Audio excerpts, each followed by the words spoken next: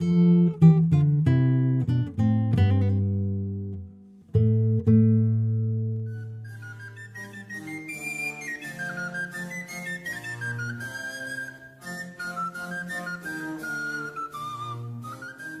saber qual é a verdadeira igreja de nosso Senhor Jesus Cristo?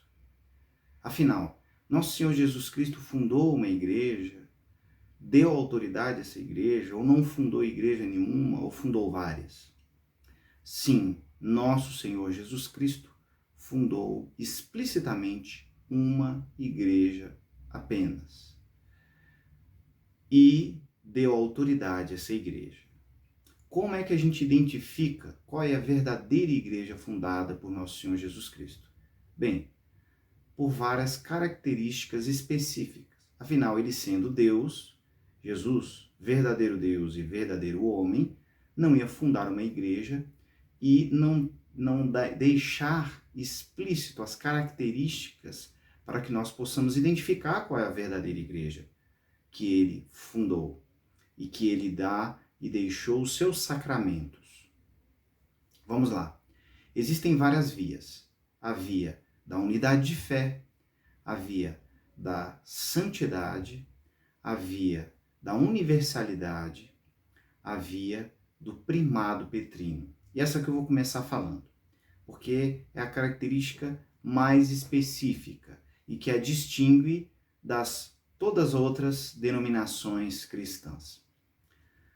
Nosso Senhor fundou explicitamente uma igreja e deu autoridade a essa igreja e a essa única pessoa, que é São Pedro, o primeiro Papa. Nosso Senhor vai com os apóstolos até Cesareia de Filipe.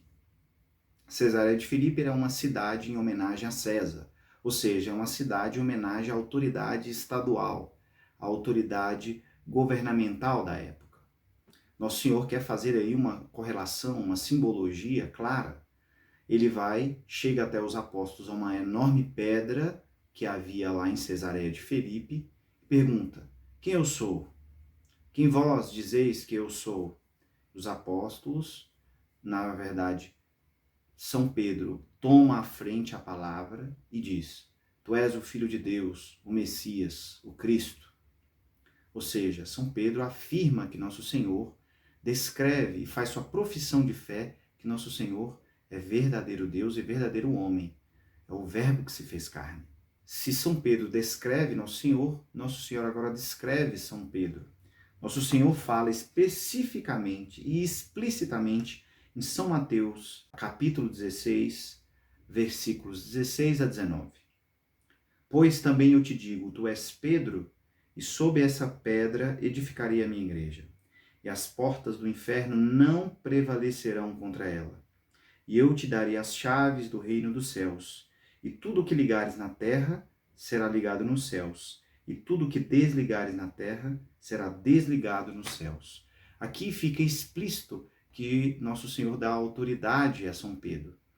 Nosso Senhor faz mais, ele muda o nome de Simão para Pedro, assim como fez também com os patriarcas do Antigo Testamento. Deus Pai faz com os patriarcas, mudando os nomes de acordo com a sua vocação, com a sua missão. Nosso Senhor faz a mesma coisa com São Pedro.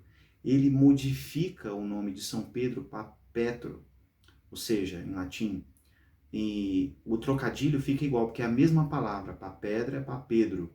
Em português muda, mas em latim Petrus, Kefá, aramaico, grego é a mesma palavra. Então o trocadilho fica perfeito.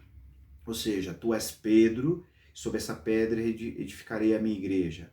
Ele leva os apóstolos a Cesareia de Filipe para fazer uma simbologia. Se Cesareia de Filipe tem uma pedra de fundação lá, mostrando que ali tem autoridade estadual, agora eu vou lhe conferir a autoridade espiritual. Então São Pedro é o príncipe dos apóstolos, o Papa, o primeiro dos apóstolos. E ele dá as chaves para São Pedro. Eu te darei as chaves da porta do céu. Tudo que ligares na terra será ligado no céu. Tudo que desligares na terra será desligado no céu. Então, você só dá a chave para a autoridade. Eu só dou a chave do meu apartamento, para quem eu dou autoridade para que entre no meu apartamento. Então as chaves identificam essa autoridade, é explícito essa autoridade de nosso Senhor. E nosso Senhor dá essa autoridade para São Pedro. A outra modo de provarmos o primado petrino é pela historicidade. Vários historiadores são unânimes em constatar que São Pedro morreu em Roma, por isso que a sede de Pedro fica em Roma, e a cátedra de Pedro, ou seja, a sucessão dos apóstolos, a sucessão da primado petrino, ou seja, da cadeira de Pedro, aconteceu.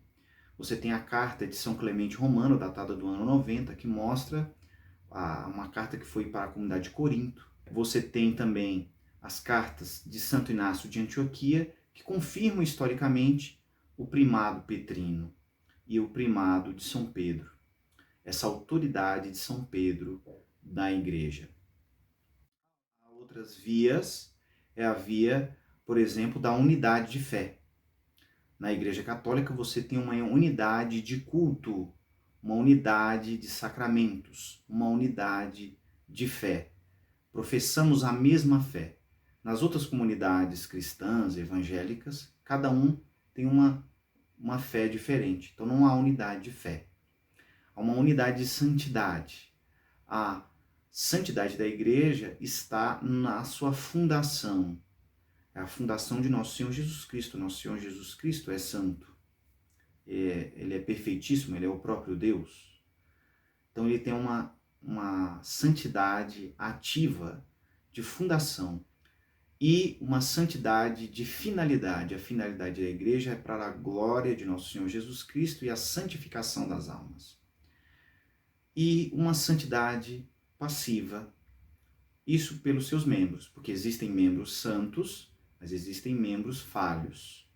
Então essa é a santidade passiva.